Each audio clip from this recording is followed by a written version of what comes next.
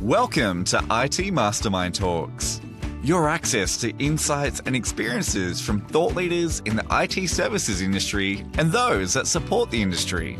Our podcast features not only the seasoned professionals charting their start to exit journey, but also the key contributors who help ensure their success. We delve into the diverse challenges encountered within the IT services realm, encompassing both professional hurdles and personal obstacles. Join us, be part of our growing community and engage in the conversation. Hosted by Ian Markram of Loading Growth. Hi, James. How are you going? Good to see you again. Yeah, no, I'm good and pleasant to see you as well. Typically sort of freezing our way through a Sydney winter at the moment, but that's coming to an end, so I'm gearing up immensely.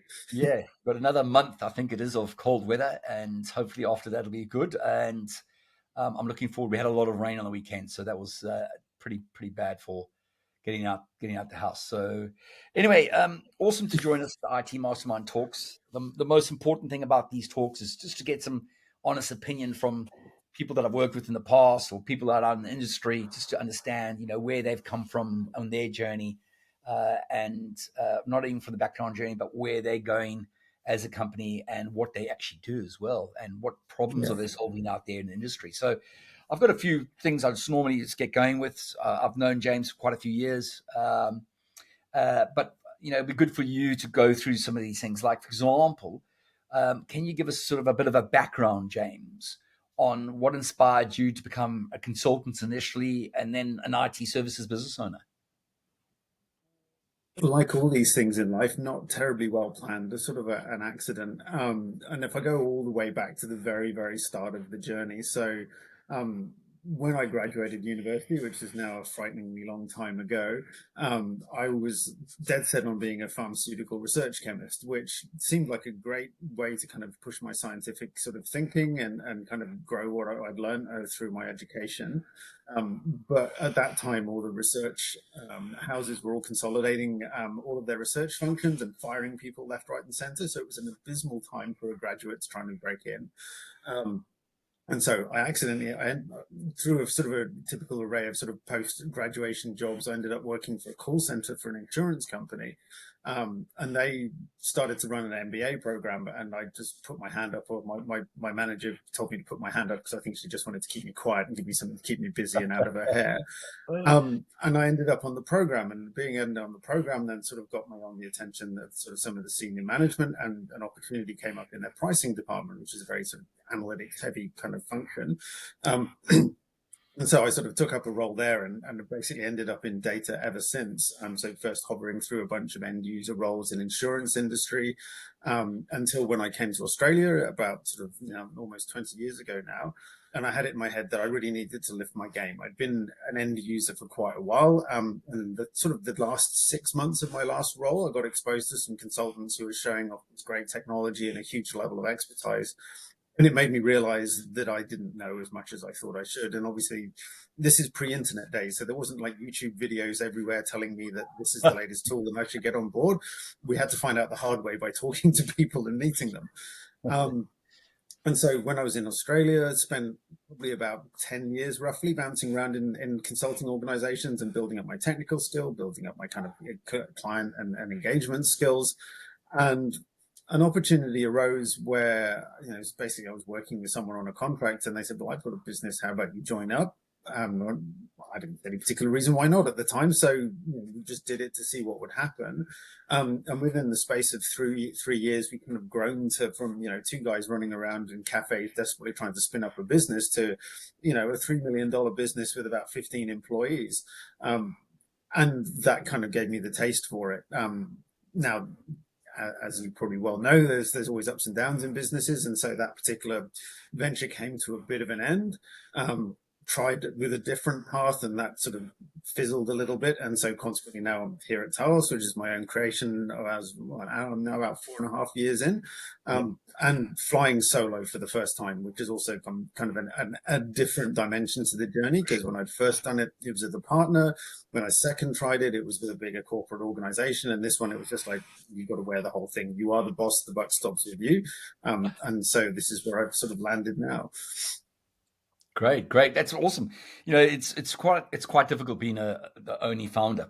And stats are out there that that it is extremely lonely and it is difficult. But I commend you, James, on it, and it's very it's good and bad. I mean, the challenge having founders is, it's like getting married, and Yeah. the problems with any marriage, and you've got to work through them. And at some point, just like 50% of people nowadays get divorced, that exactly what happens with that. And I often always get asked the question is, how do we actually bring on a new partner, equity Yeah. partner into business? And it is very tricky. It is very, very tricky. So yeah, doing it tough by yourself, but that's not the journey will carry on for you, I'm sure, around that space. But we'll probably come back to you in about 4 years' time and see how you're going Yeah. around that partner piece.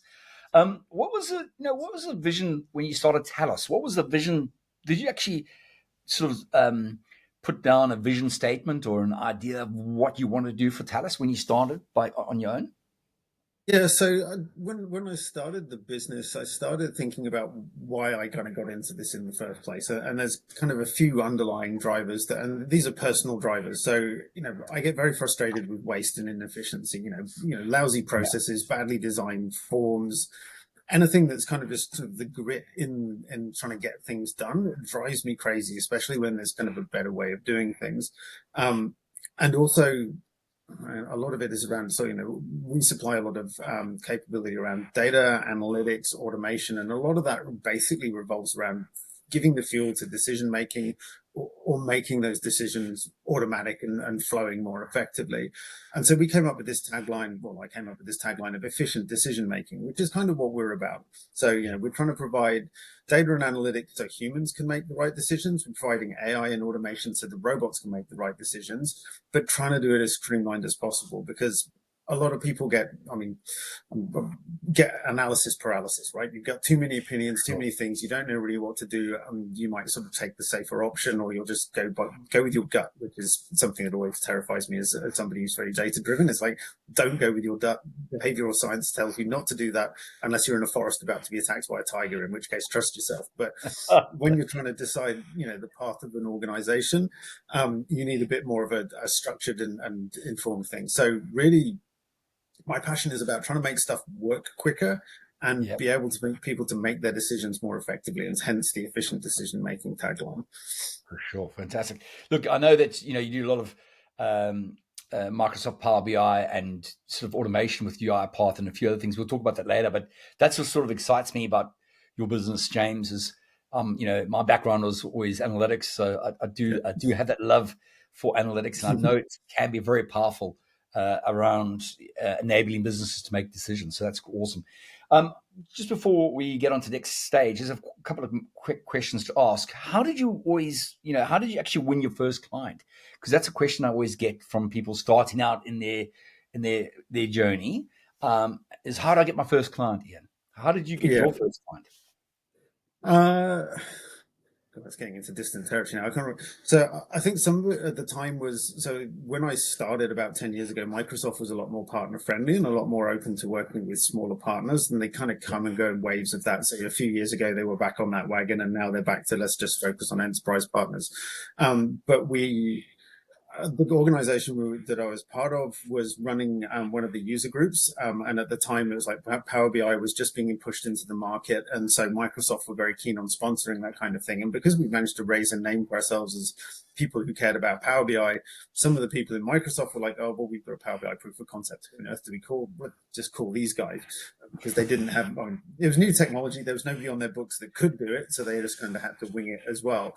And so through our relationships with our partner vendors, I think we got sort of our first few. And then, we did a lot of standard marketing stuff. So, holding events, and LinkedIn outreach was a lot easier back then because people were much more open to connecting. So we could reach out to people, start inviting basically random CIOs and data people and say, we'll give you breakfast if you sit and listen to us for an hour. And that usually got enough people through the door that we could start generating generating interactions that then led to sort of projects and clients and work. Great. Well, thanks for that. That's good to share. Everyone's sort of got the different way they started initially to get them going, and then the last piece of that background and how you got going is, where was if you can remember, because it's been a while, what's the biggest challenge you faced in the early stage of the business? A lot of it's about credibility and appearance. So when you're a really new business, you've got zero in the way of track record. You're basically going on your ability to persuade people that you know what you're doing.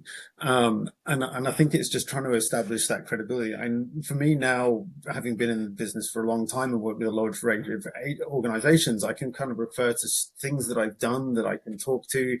But I've also got this kind of track record of like client stories that I can claim, I can safely say, look, we did that. We delivered that. We own the project. It is our deliverable. Here is our evidence. Whereas very early in the piece, a lot of it was, well, look, I'm a really good guy. I know what I'm doing, and I've done it for these other people working for another co-organization. And it then just depends on that client's willingness to take that risk and go, I'm going to trust this guy because I think he sounds like he knows what he's talking about, and he's got a track record. It might not be his organization's track record, but it's his personal credibility. And I think that's kind of what carried it initially, was just the ability to be personally credible.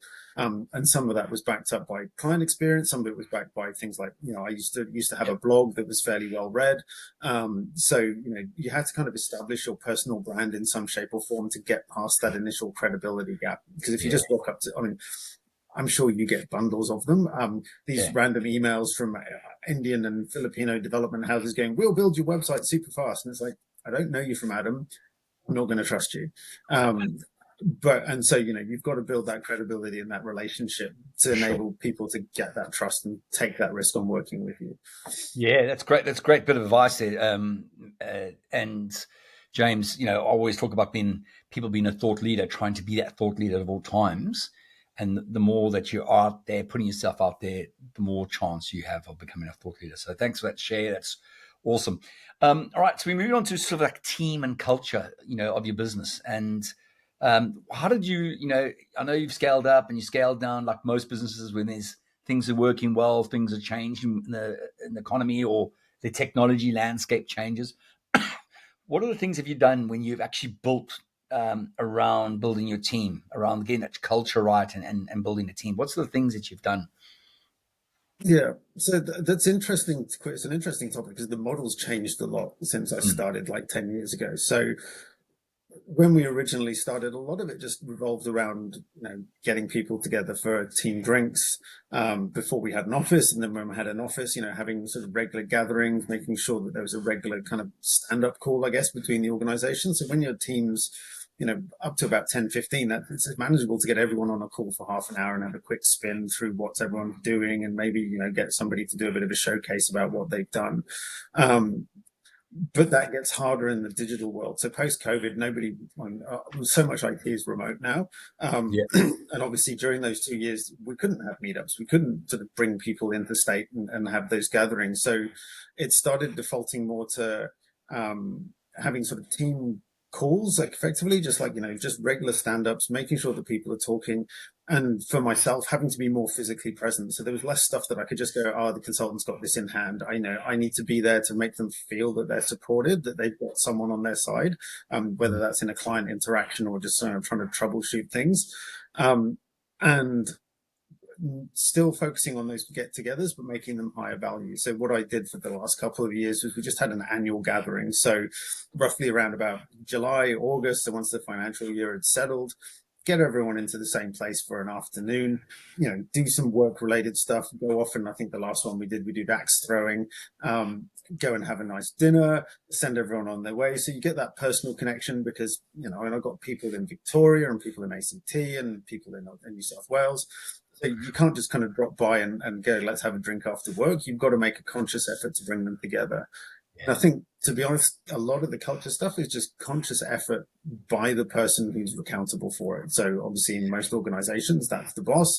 And it means not ignoring your team. So, even though now my team is smaller than it was sort of a year ago, I'm still making sure I'm in touch with people constantly, always engaging with them, always trying to make sure that they feel that I've got their interests, be that career development, personal, work-life balance, that I'm taking that into account. And then that helps still build a culture by itself, just by engaging with people. And when the team was bigger as well, I started finding that percolated through. And so people who I put in positions of leadership picked up the habits that I got and spent time engaging with their people in the same way. So it kind of cascaded down nicely. Yeah, great. That's brilliant. people buy from people, and your staff are your product as well. So it's really is centered around people. I know that's something that's close to your heart. So thanks for that. It's a really good share. Really appreciate that. What strategies do you do to attract and currently and retain clients? Because one of the things I always see with clients that I'm working with and coaching through the Learning Growth program is, some people just want to get on to the next client without even properly retaining or selling further at that existing client. And they get into this sort of habit of, quickly do a project, do it well, tick the box, and then move on to the next project without spending time and doing that. So going back to the question, how do you attract and then how do you retain clients? So attracting clients it's almost got a bit easier as I've got more focused. So, when I was probably about 6 years ago, when I was operating in the broad data spaces, like, what do? We do Microsoft technology and Microsoft AI, and that attracted a certain cohort of people. We had to work with partners quite heavily to do that. And, we had to kind of do a lot of running around and work, just trying to engage with people to go, would you be interested in Power BI developers, or do you need some of your data in structure? But it's very technically focused. It wasn't very, I guess it probably wasn't like super value driven. And I think I'm remembering something from a Microsoft course I attended a while ago, which was run by one of their kind of marketing strategy odds. And they basically said to me, if you go into an industry and go, we do technology, you'll get about a 10% win rate. If you go into if you go into the market, if you go to a specific industry and go, we do this for the mining industry, your win rate starts to creep up to that 40-50% mark, because you're starting to go and address their specific problems. But then when you get into the really powerful win rates of like 90% plus, is where you go to them and go, we've got a solution to the problem we didn't even know how to solve, and we can show the ROI for it, and it starts becoming a bit of a no-brainer. And where I've been steering over the past few years is trying to get to that point where I've actually got something to offer. So when I started doing automation, it was a bit like, let's do automation and see what happens, because we didn't know we didn't know who was going to be interested. The market was very new. Very few people understood the technology. So it was kind of trying to get that first mover advantage. But over time, we kind of narrowed down to one specific sector. And we've identified that, that sector has, I guess, repeatability, I think, is probably the key thing. So it's the same business model spread out across Australia, and it's got more or less the same systems. It's got more or less the same processes. So we're able to turn around to them and go, we don't need to come in and tell you that we can do an audit and work out how to automate this process for you. We just go, here's the process, here's the code to deliver it, here's the software platform, and here's the ROI, because I know how much this is costing you to run. It becomes... And unfortunately, the sector is government related, so it's still very slow decision making, but it's a lot simpler conversation, because we are just talking basically hard numbers, and we're often talking to CFOs about these things. So they'll go, I'm not going to spend 80 grand automating a 40 grand a year person's job, but I will spend 40 grand automating an 80 grand a year person's job. And so it makes the decision making process for them a lot easier. What that also helps in is with our marketing efforts, because it means that we turn around and go, in this industry, there are approximately, off the top of my head, probably about 300 potential businesses. And as with all these things, there's a scale. Some of them are small and have like sort of, much smaller budgets, and some of them have got big enterprise scale budgets. It's like, let's go talk to the enterprise guys before we waste our time talking to the smaller guys, chase the bigger sales, get those foundation customers in. And then it becomes a lot easier to kind of platform off the back of those and go, hey, we've got this great offer. We've done it for this big reference client that you're going to trust. And, from there, that's actually, it's been a long journey to get to this point, but we're getting to the point now where we can target the right people, have a very immediate value-based decision, and very quickly determine whether we're actually going to get any traction with them or not. Yeah, look, it's amazing that you go on through that journey, James, and it's so powerful to hear that, because as you know, when I'm coaching clients, I'm always saying, what's your superpower? What are you famous for? And if you're not famous for anything, then you're just going to be generic, and people just don't know what that you're solving if you're generic. So I love that. I love that whole. That was on fire. Well done, James. It's a really good piece there. And for those that are listening, please listen to that again, over and over again. I think that is superb. I think that's where consultancy firms are going more and more. those generic big consultancy firms are in trouble, not just because of AI, but also because of people becoming more smarter, making those decisions, and they want more value, quicker and faster, and they want to be sold generic. I think that's the message that you can see more and more happening. Yeah. Before we drop this topic, though, I think there's a little bit to explore further, and so I guess the challenge, and I think when you're talking to your customers about what is your superpower, when you're just starting, it's really hard to work out what your superpower is, because a lot of tech people who get into consulting come from a tech background, and they blitzed the technology, they know it inside out, but they've never had that kind of business application. And this is part of what we went through with the automation is you've got to poke at it with a stick, and you will find success somewhere. And then you've got to work out very quickly if that somewhere has got enough success potential that you're prepared to invest in it and go for that particular sector, or whether you have to go, actually, no, I need to move on and find the next thing. Because I remember, about a good sort of 10 years ago, I was working with a chap who was full of ideas, like how we could do this, or we could build an app to do this, it would be great. And I turned around and went, how much money's in it? And then we just quickly go down and go, oh, here's the market size. Here's what they're going to pay. We've got this great idea that's worth about $5,000 in the whole country. Okay, next. So, you've got to go through a really brutal process of trying to work out what's going to work for you. And then the gutsy bit in the decision-making process is going, I'm going to choose this one. I'm going to run with it, because, said the one that I'm working on now, it's taken me 4 years to get to this point. It's not been a quick journey. And that means that there's also been that classic scrabbling around doing any random stuff in order to support that bigger goal. Yeah. But you'll get that. The thing is, once you've got that 15 of those clients, you become the thought leader in that space, whatever it is. Exactly. And then it's really easy. So I see that all the time. I've got clients have gone from, 15 staff to 100 to 150 staff rapidly over, but it's the last 2-3 years of that growth has all come through niching down and being famous and actually delivering. So the thing is, and this is what people don't see that, James, is the worry about missing the opportunity. So they try and do everything, but that's when they really do miss the opportunity, because they can't focus on actually the opportunity that is in front of them.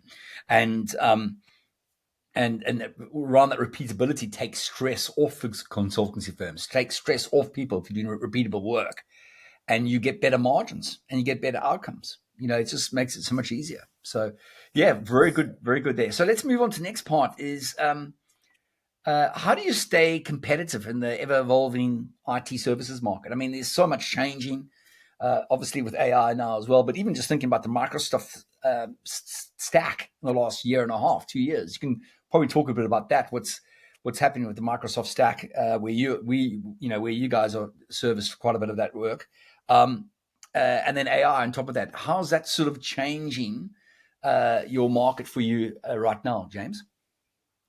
Well, and one of the challenges that is kind of imposed by all of these platforms is that they're constantly trying to make them easier to use, which is great for the end user, but it's terrible for people who then try to make a living telling people how to use the platforms. So a lot of it's trying to figure out where the value to the business for that external advice is. So, when I started with Power BI, a lot of it was just like, how on earth do I do anything in Power BI? I don't understand. Now the demand for that is much smaller, because the maturity of people coming into the organization is increasing regarding data literacy. And so throwing together a few basic reports is now kind of well within the grasp of most people. And because of the ubiquitousness of Microsoft and Power BI from a licensed product perspective, anyone and their dog can kind of build stuff. There's still hard things to do, but the number of hard things is shrinking. And with tools like Copilot sort of dropping into the kind of development environment as well, people who are struggling to do stuff now have a tool at their fingertips that will take care of that. So where I'm seeing, I guess, the demand coming from now is either organizations who know that they could solve this themselves but can't, because they can't justify the expense. So, you're getting into that classic support contract world where you're basically a gun for hire who drops in and helps them solve specific problems. Or otherwise, you've got to kind of move up the value chain and go, right, well, what's the next hard thing that people are struggling to do? And so in our space, data engineering continues to be a difficult place, because it's complicated. There's a lot of tools. It's definitely not as user-friendly.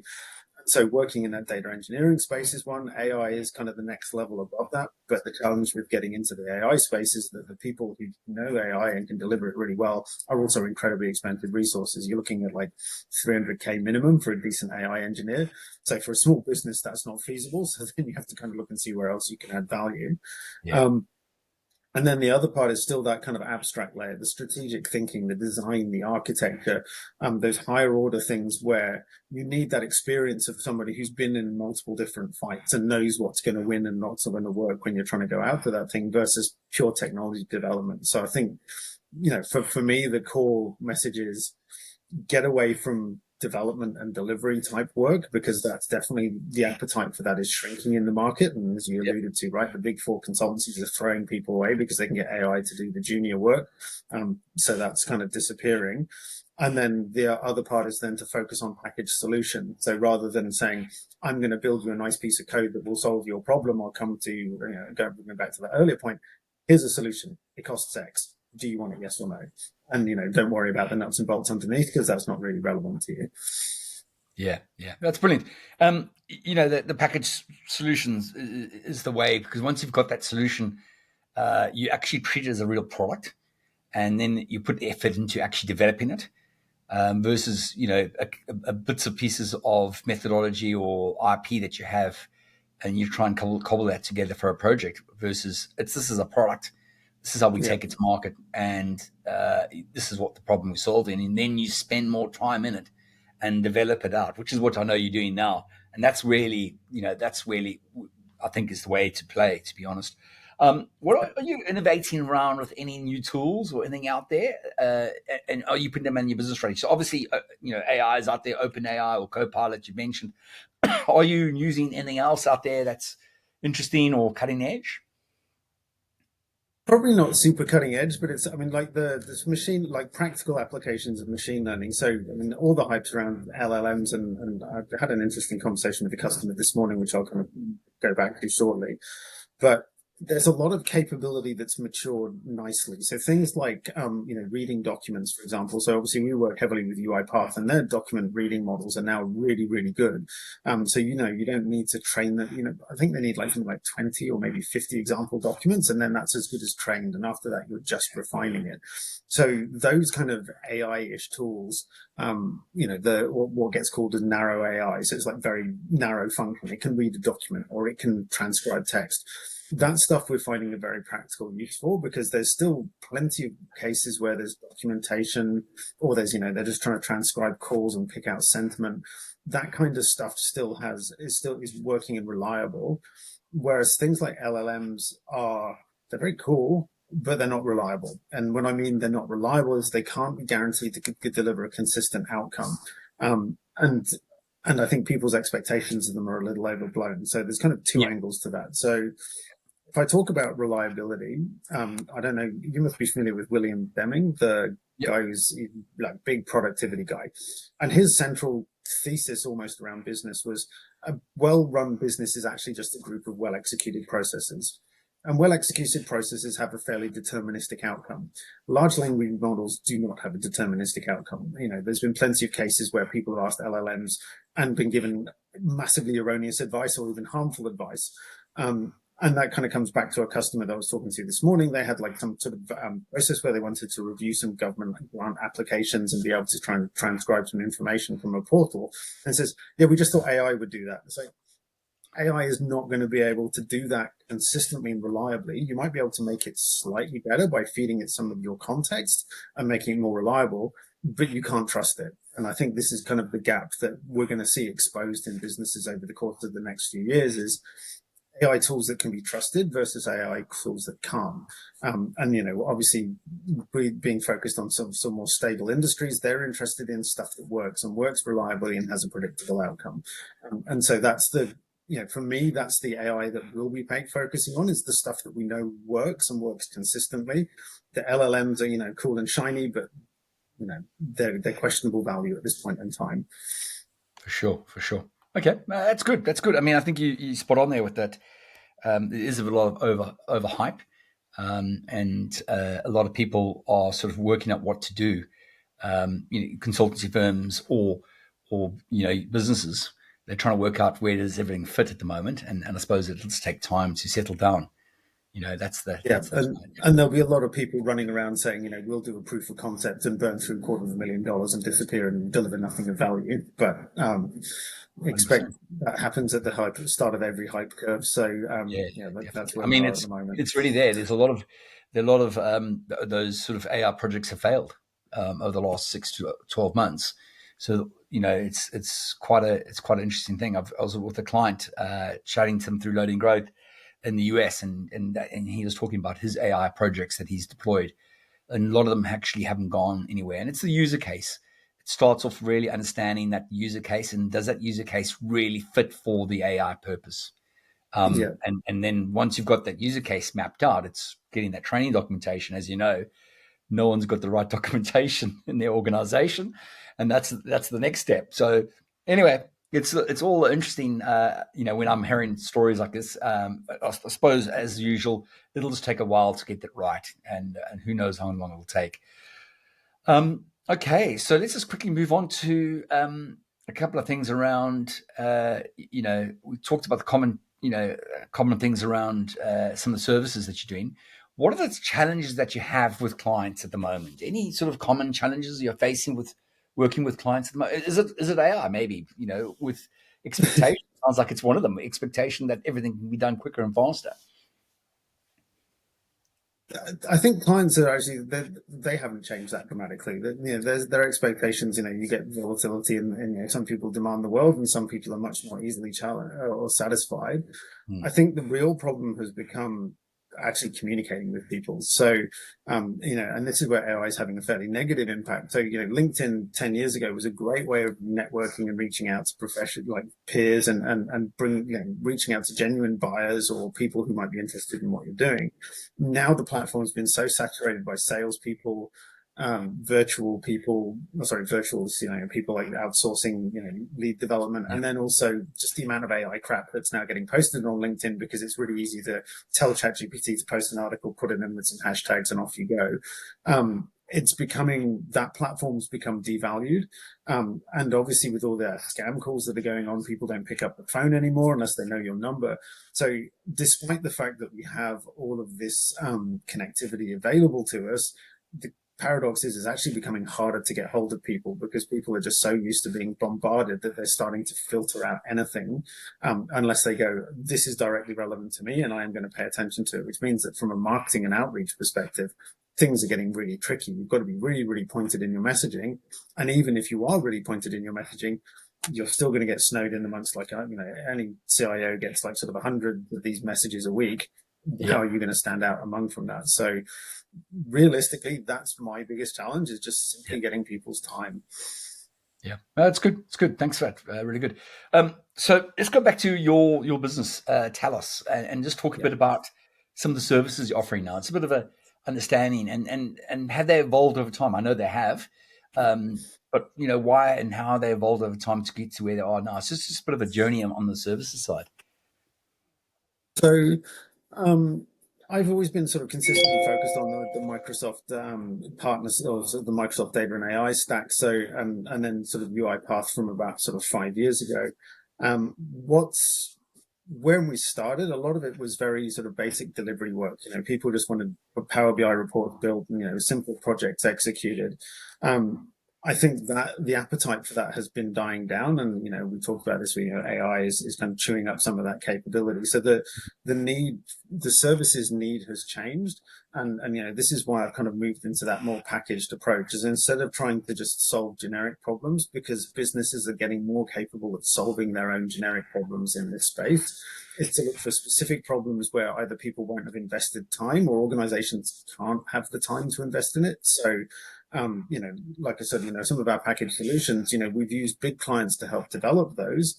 We can now take that to smaller clients and go, well, look, it cost us like 30 grand to build it for this client, but we can now do it for you for 10 because we've done it with the other guys and we've got all the code and we've got all the models and we've got all the processes, so we can get it out to you for cheaper. So, that's kind of like how innovation is supposed to kind of cycle. Is like the first cycle is always expensive, but you're always innovating and trying to deliver things cheaper and cheaper. And I think this is where I guess my business is evolving is trying to get away from that, the traditional consulting model, which is, well, I'm going to give you somebody for 5 days and I will now charge you for 5 days of their time, to I'm going to try and deliver you a unit of value, and you're not going to care whether it takes me 3 weeks or 6 months to deliver it behind the scenes, as long as you get it on the day I promise.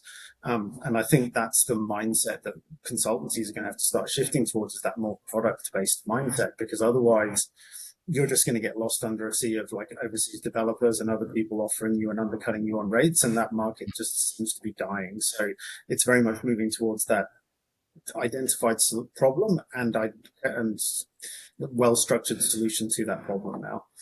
Yeah, it's good. It's great. Going back into that, the focus, that laser sharp focus that you have. It's so powerful when you get that right. How do you sort of describe your ideal client at the moment? You mentioned a bit there's government and obviously I know, but for the audience, just to understand how your service offering is matching to the client. Well, because it's very product driven, so one of them is very much focused around one particular vertical. So, my ideal customer is in that vertical, and that pretty much covers it. It's quite simple, but it's a very small vertical. So, as I said, there's about 350 organizations in Australia, so I can keep it nice and tight. For the broader stuff, like the more sort of data and AI type stuff, so, we still do some Power BI reports. We still do sort of data engineering work and building out solutions for customers. It tends to be people, organizations that are earlier in their journey. So as a small consultancy, we're the sort of people who can come in and go, well, you haven't got anybody, you don't know what you're doing. We can advise you on getting started, get you on that journey correctly, and kind of get you moving and building things successfully. So you can start having data and analytics as part of your organization, and not just something that, your CEO keeps being told he needs to be doing, but doesn't quite know where to start. Yeah. So that's where we're focused, and I've kind of always stayed in that space because I like helping people get from that sort of zero to getting maybe not 100 miles an hour, but they're moving along at 50 and they're not bouncing off of other cars anymore. They kind of learn to drive. So that sector is what I'm looking for, and again, we're trying to leverage where industry verticals where we've been successful previously. So, we've had good luck with the pharmaceutical industry. We've had good luck with the manufacturing industry verticals. And so we're trying to stick and talk to clients in that space and say, well, again, it's that focus thing. I don't go talking to Rio Tinto because they're not going to listen to me, but I will listen to Joe Blogs Inc., who's got like 200 people in a plant out in the back end of nowhere in Queensland, and they need some help, but they can't justify bringing on like a full-time resource, and they need to get that sort of advice to getting started. So it's a mix of, for me, picking the right business stage and also the right vertical, so that we've got information and we can actually add value, not just from our services bums on seat perspective, but also and we've seen what's happened in other in other organizations in your industry. And so we can tell you things that you should be looking for and things that, are going to sort of, you'll be able to get more value from. So trying to get to that domain specific value add. Yeah. No, that's good. On to the next part around the services and the clients. How do you ensure, quality outcome for your around your service? How do you get the services, quality for the delivery part?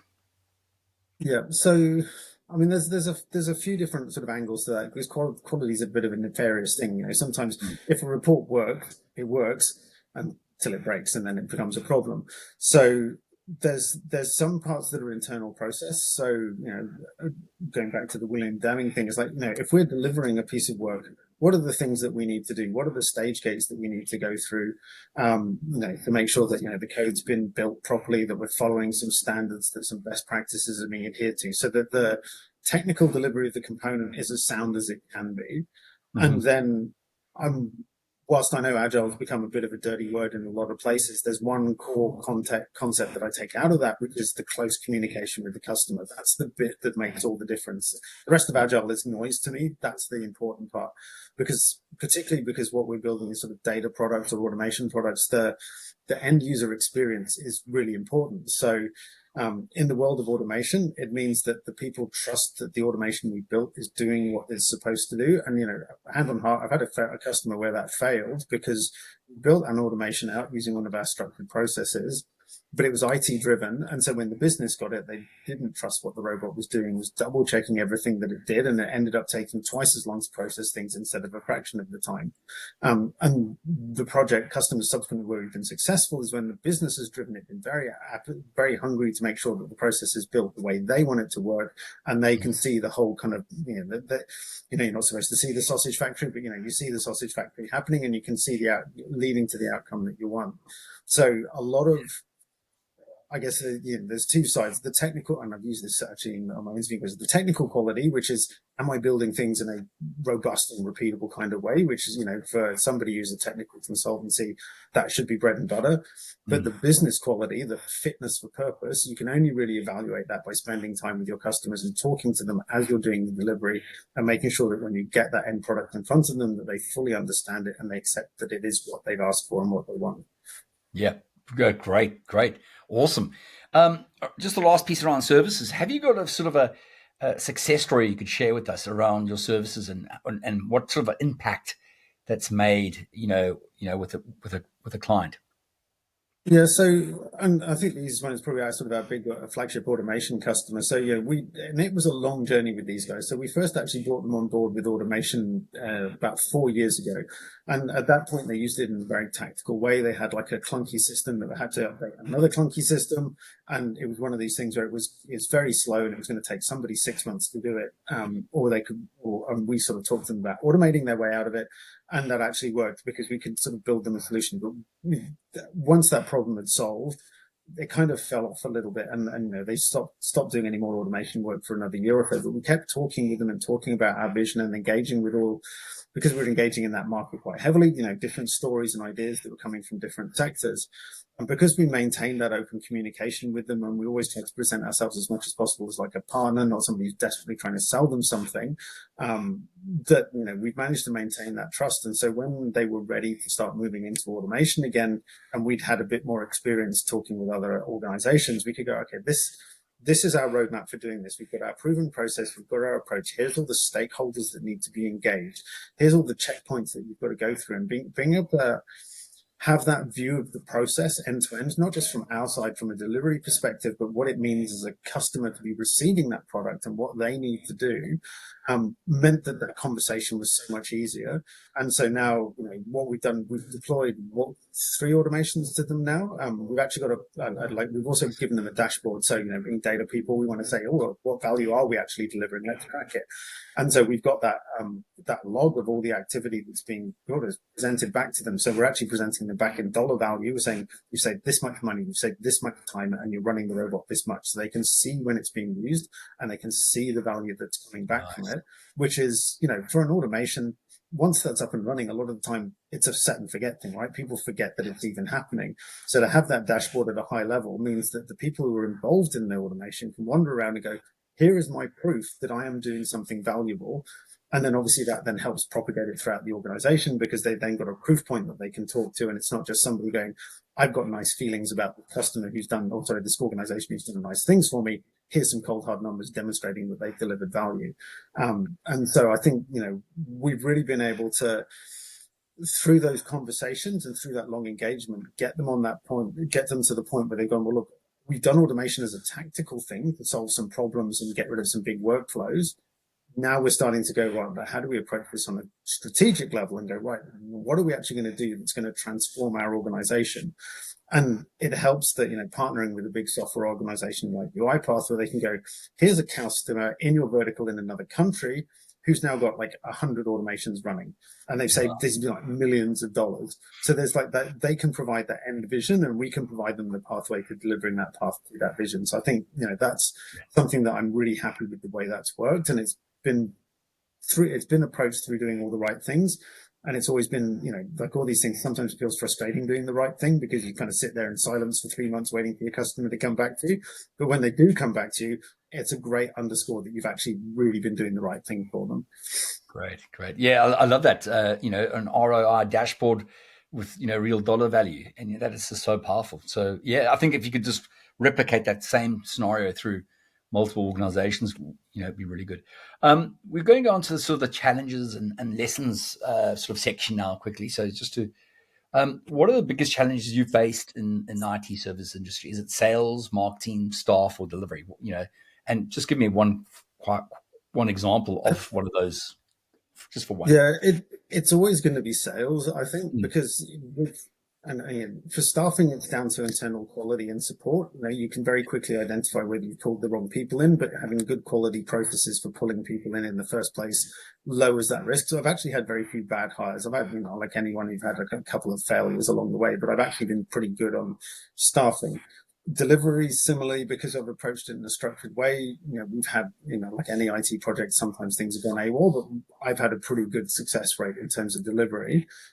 Marketing is a bit hit or miss because, for an organization our size, it's really difficult to see when you're pulling the levers if they're genuinely having an impact or not. If you're Facebook, you can tweak a pixel and see if it can adjust your conversion rate. When you're, a small IT services business in Sydney, you can change your web page and maybe it'll lead to a customer, maybe it won't, but not in a statistically meaningful way. But the sales bit has always been, the most challenging part. And I think and as I've alluded to, it's got harder because the outreach channels are getting clogged. And so people are getting more defensive about getting engaged with. And so it means that you need to get more into relationship-based marketing. One good example of that I got this year is because I've been working with this industry vertical. I got pulled into one of their conferences to present. It's not very glamorous. It was in the middle of Ballarat in the middle of winter, but I got pulled up on stage to talk about a topic because I've been talking to people in that industry and they wanted to get my point of view. And that then opened a lot of doors because people have gone, oh, here's a person on stage, not just another phone number or a missed call. So, and in the remote world, it's getting harder because nobody's at home in their offices either. So you can't even arrange to kind of meet people for coffee. So the biggest challenge, and within sales, it's not even just sales per se, it's even getting that initial contact to talk to the right people has just become exponentially harder in the last few years, I think.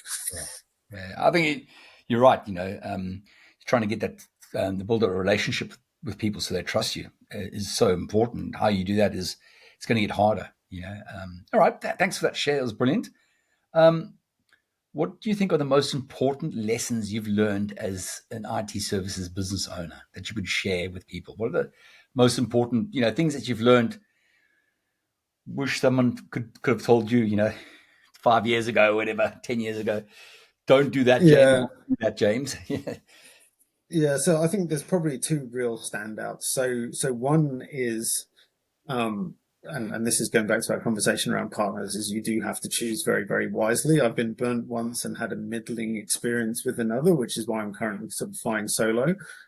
You do need to be very clear that you are aligned on your goals, your personal values, and what you're trying to get out of the business at the end of the journey.